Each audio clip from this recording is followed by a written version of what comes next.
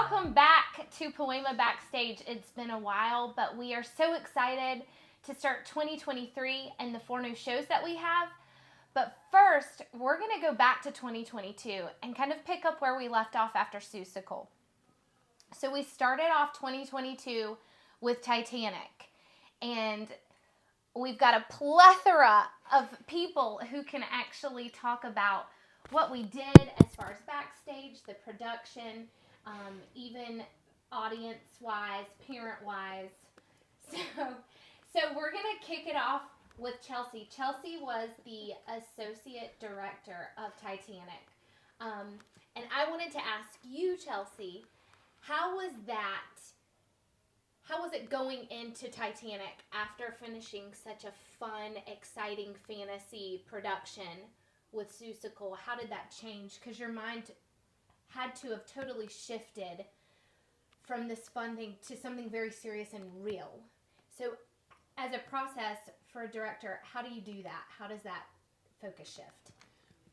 As a director, for us, that focus shifts kind of in the middle of the production that we're working on. So for us, between starting rehearsals and starting production, we find that next show that we're going to do, and Dad and I were, toying with the idea of Titanic, kind of going back and forth. How do we make this work? How do we put an entire ship on that small stage that we work with? And he seemed to really think that it was doable. So we were like, okay, let's do it. And like you said, we did go from this fantasy world, this make-believe world with monkeys and Who's from Whoville and even the Grinch, to this real story where people in the cast had to bring these historic figures back to life and portray them in a very real and serious way. And there were hilarious moments in the show, but overall the tone was very serious. So for us, Dad and I and the rest of the directing staff really made that shift in the middle of Seussical rehearsals, because our minds had to be already on that planning and gearing up for that. So yeah, it was really, really fun. And the people in the cast had to actually do a lot of research on their characters and their class that they were in, because it was divided in first, second, third, and working class on the ship. And I think that really brought the story to life, but it made it real to us as characters and as actors. And it made it very special to us. It was really hard to say goodbye to that show. I know Wesley can. Wesley, you can attest to that as far as being in the show. You were second class, right? Were you second class? Mm-hmm. Okay, so just doing your research and having to get into that character, and just through rehearsals and everything, as a parent, going from Seussical, watching my child go from Seussical to Titanic, it was definitely a shift. And it was neat behind the scenes to see how rehearsals went compared to Seussical. But as far as someone who had quite a big role in Titanic, who went from being a monkey in Seussical to doing this, how was that for you in preparing for that role? For me, honestly, Titanic was the first role that really stretched me, because the first show I did was very much a Wesley attitude. I was up there as Wesley on 10, and then the goofiness, and then it was more so for that role. It was more the vocals than the acting, honestly. Okay. I had to work on my dancing, but it was a lot more about the vocals than it was the acting. Because I'm okay being the goofball, and that comes naturally. Just take it up 100%. But doing the research for Titanic and getting your mindset in that time, so it's like with Seussical, you can keep it in the 2020s because it's just silly, it's loud, it's a lot of color. But having to transition from 2020 to being a passenger on the Titanic, it stretched me a lot. especially trying to have the English accent. So then I couldn't be American. That was rough. Don't do that. It I'm was just being rough real here. all the way until like the last show. I still can't do an English accent. So like, I don't know. People probably like, what is he doing? Where's he actually from? Right. I was gonna start making like black jokes, but we're gonna just keep it.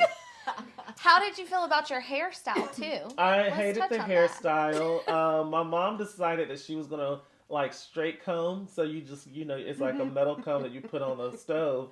It gets really hot, and then you like comb it through your hair.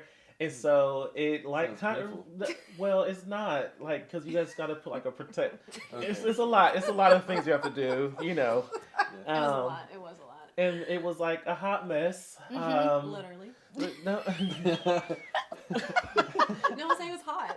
Your hair was hot. Like, it was hot. Like, Continue. like, Continue.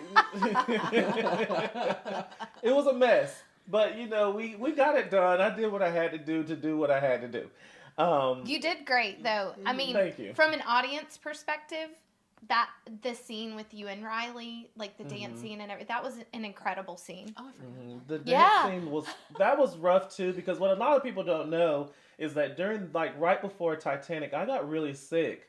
And so like, I was really, because COVID pneumonia. And so I had like very little strength. And so going back into rehearsals, I remember I think I might have told Chelsae and Mr. Green, I was like, I don't know if I can do the lifts because I have, like, my strength is depleted. Right. Yeah. And so it was by the grace of God alone that I was able to get out there and do some of the stuff that I was And I able remember in to do. rehearsals, like, we didn't have you do any of the lifts till like maybe a week or two before we opened. So it was, yeah. That's right. I forgot that you went through that in December and then Performed in the end of February. at the end of February hit the ground running in full January force. Yeah. to practice. So with that said, Michael, you've been a part of Poema, but you didn't become a part of Poema until Titanic, actually. Right. So tell us how you found out about Poema, how that came about, because then you were able to do the next shows with us. You auditioned, but tell us how you found out about Poema. Sure. Yeah, so Skyla Phillips was one of the actresses in Titanic, and she just sends me this random message on Facebook. Hey, I'm doing this show. Would you like to go?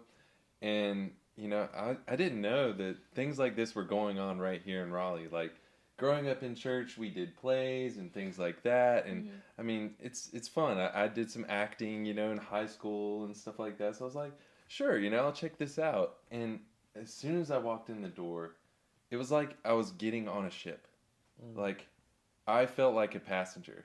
They gave me a ticket.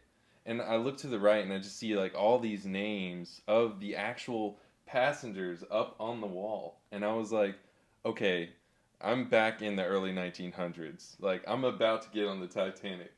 Like, I felt just kind of like a little anxiety, because I was like, man, this is kind of, I don't know how this is going to go. It felt like almost like you're getting on a roller coaster a little bit, but when I get in and start watching the show, it was just like, wow, I could really just connect with a lot of the characters, just coming from different places, and then how they were all together, like kind of in that moment, the ship going down, they were united in suffering, and you see the sacrifices. You see, okay, like the men were going to stay on the ship and let the women and children get away, and that was powerful. Class right? didn't matter at that point, Right. which was neat to see in the audience.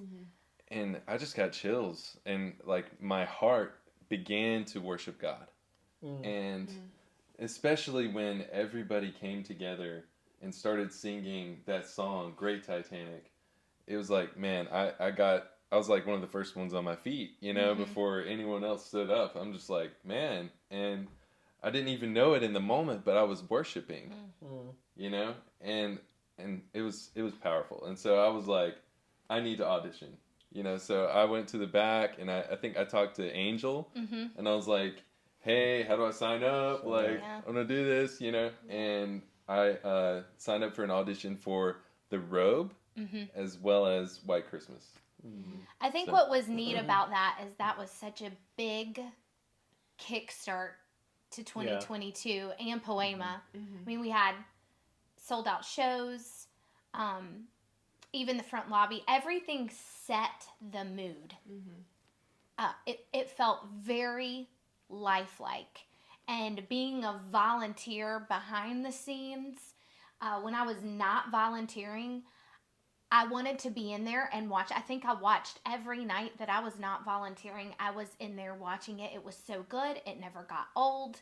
But it is neat, though, just, I guess, incorporating that, the first, the second, the third class, and how there was so much division during that time. Right. Yet, when it came down to it, Yeah. all the same people. I thought that was a pretty neat way to start off 2022.